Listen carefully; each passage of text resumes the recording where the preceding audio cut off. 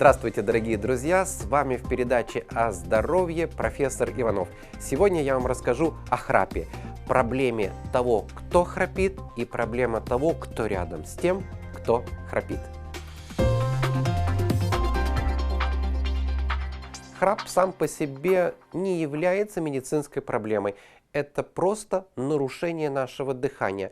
Но он может создавать проблему, если это нарушение дыхания сопровождается остановкой дыхания.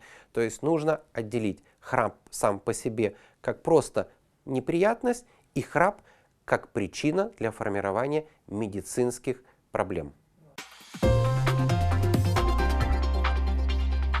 Итак, что такое храп?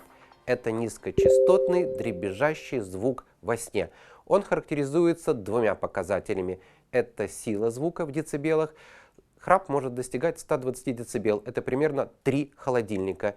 И частотой. Частота храпа составляет от 100 до 300. Вы знаете, что низкие частоты для организма не очень хорошо. Поэтому храпящий человек, чем с более низкой частотой он храпит, тем больше проблем он доставляет себе. Вообще, как часто встречается храп? После 40 лет примерно половина людей храпят. После 50 каждый четвертый храпит практически постоянно. Какие есть причины для возникновения храпа? Их по крайней мере две. Это нарушение носового дыхания и это нарушение тонус мышц мягкого неба, или мы это называем ротоглоткой. Соответственно, в зависимости от того, какая причина, так мы можем себя и вести в назначении лечения или в его профилактике. Люди не чувствуют, что они храпят, и когда окружающие говорят, что он храпел, это вызывает некоторое неудовольствие. Как можно объективизировать, храпел ли ты на самом деле? Занимается этим врач-сомнолог. Есть специальные исследования, которые называются полисомнография. На тело устанавливаются датчики, и они оценивают параметры нашего дыхания, частоты сердечных сокращений, как мы крутились во время сна. Но это немножко сложно. Сейчас в мире современных технологий на телефон можно установить приложение, например, Sleep Cycle. Положив телефон возле себя на ночь, вы получите полную характеристику своего сна. Храпели вы или нет, когда храпели, в какую фазу сна, и даже можно оценить качество вашего сна. И, наверное, можно порассуждать о том, что вам снилось. Итак, хотите узнать, храпите ли вы, установите приложение на телефон и утром узнаете о себе практически все. Люди храпят не всегда, есть провоцирующие факторы.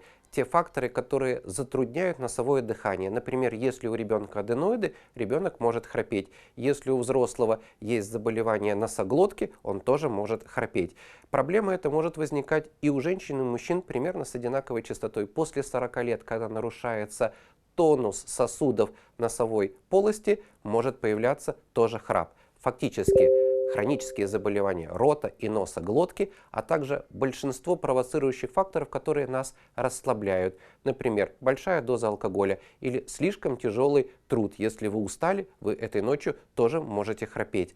Табакокурение и вообще все факторы, которые приводят к тому, что организм плохо сопротивляется нагрузкам, могут приводить к тому, что может появляться храп. Сам по себе храп не является медицинской проблемой, но его осложнение, синдром обструктивного апноэ, является медицинской проблемой. То есть во время храпа нередко возникает остановка дыхания. Ночью кислород должен поступать постоянно в наши ткани, и ткани с достаточным количеством кислорода должны отдыхать. Если же возникает синдром обструктивного апноэ, кислород то есть, то нет. То есть, то нет. Возникает волнообразное поступление кислорода, и это истощает ресурсы наших тканей и нашего организма. Получается, что ночью организм не отдыхает, а наоборот усиленно работает. Меняется тонус сосудов, возникает нагрузка на сердечно-сосудистую систему. И фактически осложнение храпа вызывает медицинские проблемы или усугубляют, если они уже были. Например, если человек страдает повышенным артериальным давлением, то возникающее ночью апноэ, вызывающее кислородное голодание, ухудшает состояние сердечно-сосудистой системы. Именно поэтому говорят, что храп укорачивает жизнь и ухудшает состояние больных. Не сам по себе храп, а возникающий нередко при нем синдром апноэ.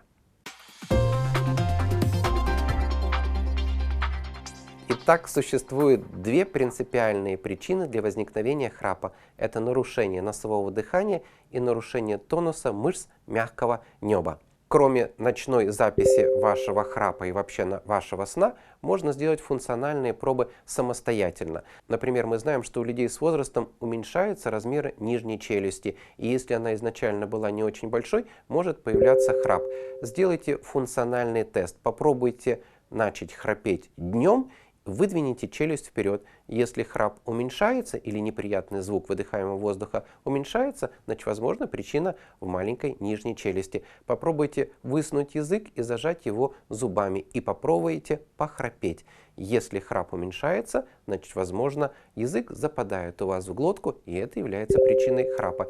Или напрягите мышцы мягкого неба. Например, когда вы поете, они всегда напрягаются. Или произнесите долго звук «и». Это тоже приводит к напряжению мышц. Если при напряжении мышц сила звука уменьшается и храп как бы исчезает, то причина в мягком небе.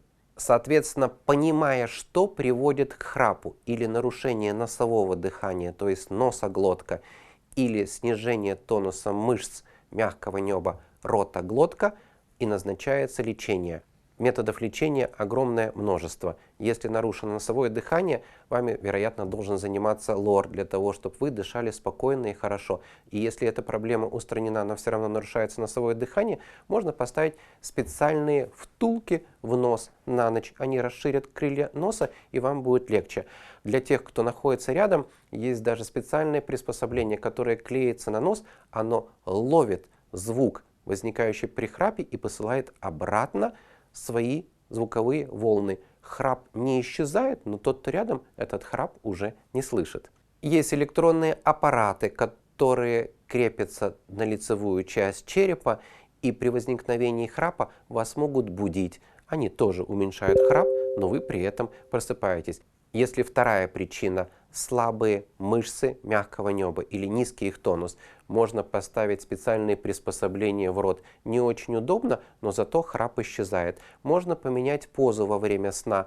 Не очень эффективно, но храп тоже может исчезнуть.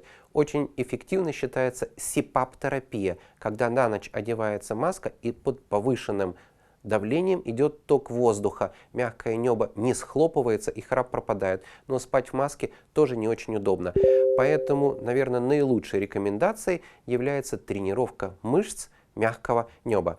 Существует множество упражнений для тренировки этих мышц. Самое простое и, наверное, приятное – это петь. Поставьте караоке дома и пойте каждый день по 10 минут. Вы удивитесь, через месяц храп станет меньше или вообще пройдет. Существует и множество специальных упражнений, которые можно делать даже при закрытом рте. Например, Александр Ильищук даже написал целую книжку, какие это могут быть упражнения. Выполняя эти упражнения, вы можете, не открывая рот, тренировать мышцы мягкого неба. Едете в транспорте, тренируете мышцы, сидите на заседании, тренируете мышцы, читаете книгу, тренируете мышцы. И здесь хочется вспомнить, что таких мышц, которые у нас быстро теряют тонус с возрастом, две группы, наиболее основные. Это мышцы мягкого неба и мышцы тазового дна. Мышцы тазового дна, когда ослабевают в своем тонусе, появляется недержание мочи. Когда ослабевают мышцы мягкого неба, появляется храп. И об этих мышцах тазового дна мы расскажем в следующей передаче. Таким образом, укрепление мышц мягкого неба можно проводить хирургическим путем. Это криотерапия, это пластика, это лазерное лечение. А можно проводить самостоятельно путем тренировок. Что интересно, доказательная медицина говорит, что нет более эффективного метода, чем самостоятельные тренировки. Вы не вмешиваетесь в структуру ткани, вы физиологическим путем восстанавливаете нормальный тонус мышц. Вы, наверное, знаете, что в йоговской практике есть упражнения, которыми мы начинаем день. Напрягаем мышцы тазового дна и напрягаем мягкое небо, касаясь кончиком языка мягкого неба. Это упражнение в практике йогов рекомендуют делать утром и вечером. Оно занимает 3-5 минут, но ежедневные упражнения позволяют избежать храпа и уменьшить те неприятности, которые возникают при мочеиспускании у нас с возрастом. 3-5 минут утром, 3-5 минут вечером, и вы храпите гораздо меньше. Итак, если вы начали храпеть или ваш сосед начал храпеть, нужно подумать, почему это возникло. Это возникает или из-за нарушения носового дыхания, или из-за нарушения тонуса мышц мягкого неба. И та, и другая причины потенциально могут провоцировать развитие болезненных реакций. И, безусловно, храп просто так оставлять без вашего внимания не надо. В зависимости от причины храпа и разные методы его лечения и профилактики. Поэтому разберитесь с причиной, которая вызывает ваш храп. И помним, если сладко спят храпящие, значит чувства настоящие. Подписывайтесь на наш канал, будьте с нами, задавайте вопросы. С вами профессор Иванов.